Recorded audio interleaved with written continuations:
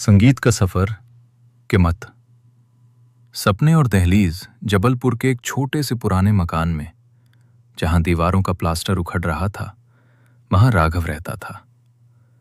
उसके पिता एक रिटायर्ड क्लर्क थे, जिनकी पेंशन का बड़ा हिस्सा दवाइयों में चला जाता था।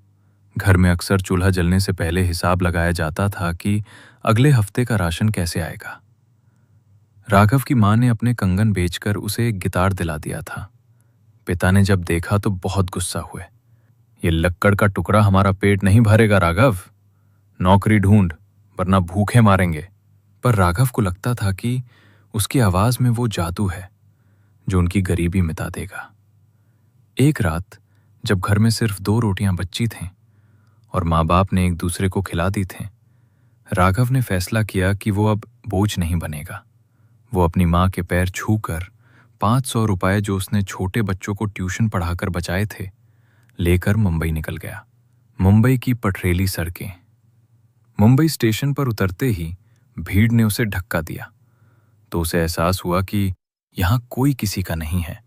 शुरुआत के 15 दिन उसने एक सस्ती डॉर्मेटरी में बिताए, जहां एक बिस्तर का किराया 100 रुपए था। जब पैसे खत्म होने लगे तो उसने दिन में सिर्फ एक बार वड़ा पाव खाना शुरू किया। वो रोज सुबह गिटार पीठ पर टांग कर म्यूजिक स्टूडियोज के बाहर लाइन लगाता। गार्ड उसे देखते ही पहचान जाते और कहते, चल है हीरो, आगे बढ़, यहां तेरे जैसे हजारों आते हैं। एक दिन बारिश हो रही थी। राघव एक बड़े म्यूजिक डायरेक्टर की कार के पीछे भागा। डायरेक्टर ने कांच नीचे किया। राघव ने काटते हुए कहा, सर, सिर्फ एक बार सुन लीजिए। डायरेक्टर ने गुस्से में 10 रुपए का सिक्का फेंका और कहा, भीख मांगनी है तो मंदिर जाओ, स्टूडियो नहीं। राघव ने वो सिक्का नहीं उठाया, पर उस दिन उसकी रूह रो पड़ी। गुमनामी और भूख। 4 महीने बीत गए। राघव अब स्टेशन के फुटपाथ पर सोने लगा था। उसके बाल बढ़ गए थे, कपड़े मेले हो चुके थे। उसने अपना फोन बेच दिया था ताकि कुछ दिन और खाना खा सके। घर वालों से बात किए जमाना हो गया था। एक शाम भूख इतनी ज्यादा थी कि वो बेहोश होने वाला था। तभी उसने देखा एक रेस्टोरेंट में लाइव म्यूजिक चल रहा था। वो हिम्मत करके अंदर गया और मैनेजर से गिदगिदा कर बोला, मुझे पैसे नहीं चाहिए, बस एक प्लेट खाना दे दो, मैं गाना गा दूंगा। मैनेजर ने तरस खाकर उसे स्टेज पर भेज दिया। राघव ने गिटार उठाया, पर उसकी उंगलियां कांप रही थीं। उसने वो धुन छड़ी जो उसने अपनी मां की याद में बनाई थी।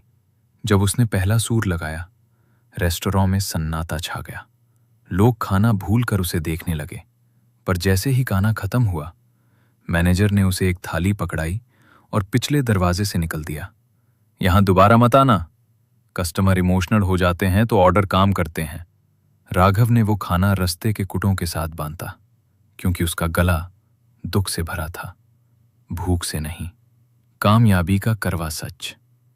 किस्मत ने करवट तब बदली जब वही म्यूजिक टीचर जो उस रेस्टोरेंट में बैठा था, राघव को ढूंढते हुए स्टेशन पहुंचा। उसने राघव को एक रेडियो जिंगल गाने का मौका दिया। वो जिंगल इतना हिट हुआ कि एक बड़ी म्यूजिक कंपनी ने उसे कॉन्ट्रैक्ट ऑफर किया। राघव को पहली बार चेक मिला, 1 लाख रुपए का। उसने सबसे पहले एक नया फोन खरीदा और अपने घर का नंबर मिलाया। पिता ने फोन उठाया। राघव चीख कर बोला, पापा, मैं जीत गया, देखिए मेरा गाना हर जगह बज रहा है। माँ कहाँ है? उसे बताइए, मैं उनके कंगन वापस ला रहा हूं, सोने के कंगन। पिता की आवाज ठहरी हुई थी, जैसे कोई पत्थर बोल रहा हो।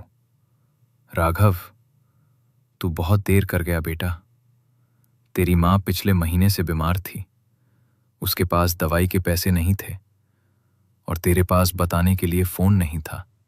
वो तेरा वही पुराना गिटार पकड़कर तेरा नाम लेती रही और फिर रुक गई। अंजाम। राघव आज सुपरस्टार है। दुनिया उसे किंग ऑफ रोमांस कहती है, पर हर साल अपनी मां की पुण्यतिथि पर वो अपने सारे महंगे गिटार रखकर वही पुराना टूटा हुआ गिटार निकालता है। वो आज भी वही 10 रुपए का सिक्का अपने पास रखता है जो उस डायरेक्टर ने फेंका था, ये याद दिलाने के लिए कि कामयाबी की चमक के पीछे कितनी गहरी अंधेरी रातें होती हैं। संगीत तो वो आज भी गाता है, पर लोग कहते हैं कि उसकी आवाज में एक अजीब सा दर्द है। वो दर्द कामयाबी का नहीं, उस कीमत का है जो उसने चुकाई थी। मेरी और कहानी सुनने के लिए इस चैनल को सब्सक्राइब करके बेल आइकन प्रेस कर दे। लाइक